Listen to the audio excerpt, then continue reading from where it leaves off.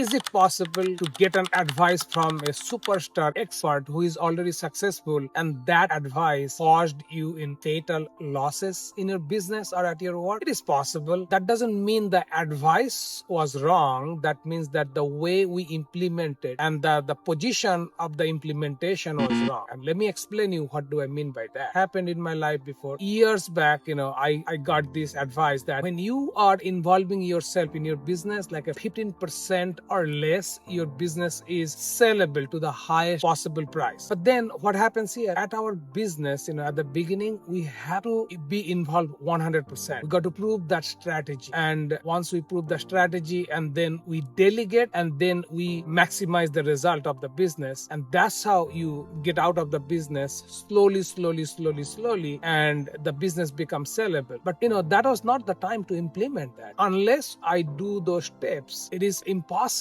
to implement that strategy, because then it's going to damage my business, because now I'm not selling, because I think, okay, let me get out of most of the things and then I can only do 15%. That is not good. Okay. Also, I heard a few years back, one girl in our coaching group, she gave a great advice. She was saying that she 30 posts on the Instagram 30 days and she made a certain amount of money, good amount of money, and that's a great advice. But what happens here, at that point, I believe she had 10,000 to 12,000 followers. Okay, so that is good, organically generated business. But many other people who only had like a 500-700 followers, they started doing that, and then they complain that, hey, I did not get the result. So we need to understand where we are right now at our business. Like our coach Tom Ferry always say, like, are you in the elementary school level or high school level or college level or university level? You got to understand that, and that's what we're going to implement the advice. So my best suggestion is get most of the advices to the people just ahead of, because you are here and somebody already achieved something. At the next step, you get advices from them, so that's going to cut your time to reach there, because you already got the advice, you implement, you go there. Secondly, you are getting an advice from somebody super high level. Ask them that, hey,